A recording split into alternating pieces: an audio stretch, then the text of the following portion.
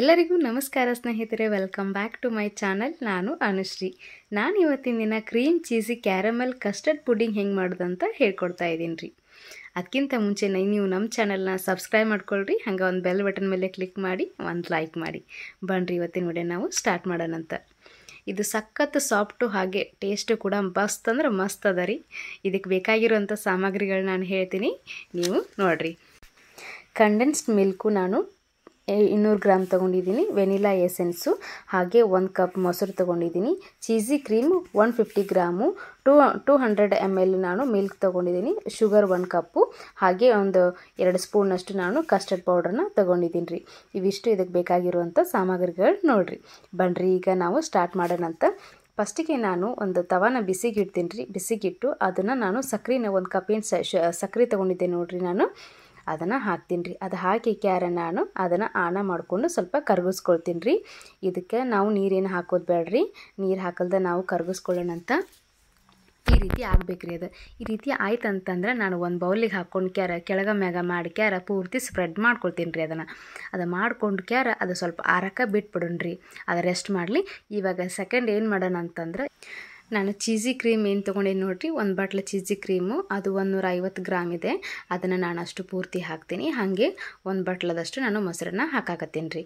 ಇದು ಚೀಸಿ ಕ್ರೀಮ್ನ ನಾನು ಮನೇಲೇ ಮಾಡಿ ಇಟ್ಕೊಂಡಿದ್ದೀನಿ ರೀ, ಹೋಮ್ ಮೇಡು. ಹಾಗೆ ಮೊಸರು ಕೂಡ. ಇವಾಗ ಕಂಡೆನ್ಸ್ಡ್ ಮಿಲ್ಕ್ ಏನು ತೊಗೊಳ್ತಾ ಇದ್ದೀನಿ ನೋಡಿ, ಕಂಡೆನ್ಸ್ಡ್ ಮಿಲ್ಕು ಇದು 200 ಗ್ರಾಮ್ ಇದೆ. ಇದನ್ನು ಕೂಡ ಹಾಕ್ತೀನಿ ರೀ. ಇದು ಹಾಕಿದಾದ್ಮ್ಯಾಗ ಒಂದು 2 ಸ್ಪೂನಷ್ಟು ನಾನು ಕಸ್ಟರ್ಡ್ ಪೌಡ್ರನ್ನ ಹಾಕ್ತೀನಿ ರೀ.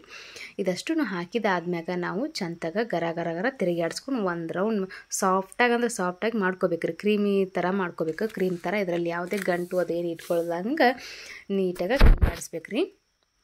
ಈ ರೀತಿ ನಾವು ಕೈಯಾಡಿಸ್ತಿದ್ರೆ ಅದೆಲ್ಲ ಗಂಟೆಲ್ಲ ಒಡೆದು ಹೋಗುತ್ತೆ. ಹಾಗೆ ಕೂಡ ಚೆನ್ನಾಗಿ ಬರಬೇಕು ರೀ.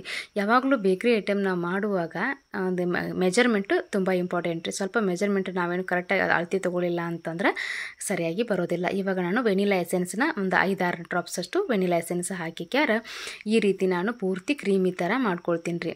ನೋಡ್ತಿದ್ದೀರಲ್ಲ, ಈ ರೀತಿ ಮಾಡ್ಕೊಳ್ತೀನಿ ರೀ. ಇದು ಮಾಡ್ಕೊಂಡು ಆದ್ಮ್ಯಾಗ ನಾವು ಇನ್ನೊಂದು ಗ್ಲಾಸಿನ ಹಾಲು ತೊಗೊಂಡಿದ್ದೀನಿ ನೋಡಿರಿ ನಾನು, 200 ml ಅಷ್ಟು. ಅದನ್ನು ಕೂಡ ಇದರಲ್ಲಿ ಹಾಕ್ತೀನಿ ರೀ.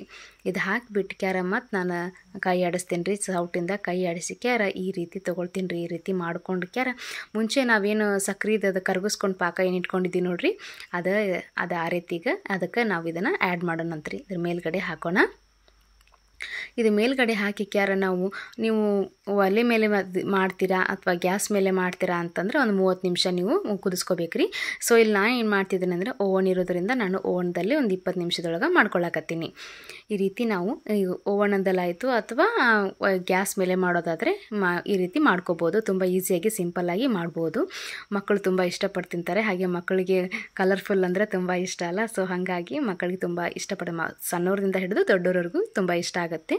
ನೋಡ್ತಾ ಇದ್ದಾರಲ್ಲ, ಈಗ ನಮಗೆ ರೆಡಿ ಆಯ್ತು ನೋಡಿ. ಅದು ಸ್ವಲ್ಪ ಫ್ರಿಜ್ಜಲ್ಲಿ ಇಟ್ಟು ಕೋಲ್ಡ್ ಮಾಡಿ ತೆಗೆದುಬಿಟ್ರೆ ಸಖತ್ ಅಂದರೆ ಸಖತ್ ರೀ. ಅನ್ನಾವತ್ತ ಟೇಸ್ಟ್ ಅದ. ಒಂದು ಸಲ ಟ್ರೈ ಮಾಡಿರಿ, ಹೆಂಗೆ ಅನ್ನಿಸ್ತಂತ ಕಮೆಂಟ್ ಮಾಡಿರಿ. ಹಂಗೆ ನೀವು ನಮ್ಮ ಚಾನಲ್ನ ಸಬ್ಸ್ಕ್ರೈಬ್ ಮಾಡಿರಿ, ಒಂದು ಲೈಕ್ ಮಾಡಿರಿ. ಹಾಗೆ ನಾನು ಮತ್ತೆ ಮಗದೊಮ್ಮೆ ಅನ್ಕೊತ ಹೊಸ ಅಡುಗೆಗಳನ್ನ ನಿಮ್ಮ ಮುಂದೆ ತಗೊಂಬರ್ತಾ ಇರ್ತೀನಿ ರೀ. ನೀವು ನಮ್ಮ ಚಾನಲ್ನ ನೋಡ್ತಾ ಇರಿ, ಹಾಗೆ ಸಪೋರ್ಟ್ ಮಾಡ್ತಾಯಿರಿ. ನಾನು ಮತ್ತೆ ಮುಂದಿನ ವಿಡಿಯೋದಾಗ ಸಿಗ್ತೀನಂತ್ರಿ. ನಮಸ್ಕಾರ ರೀ.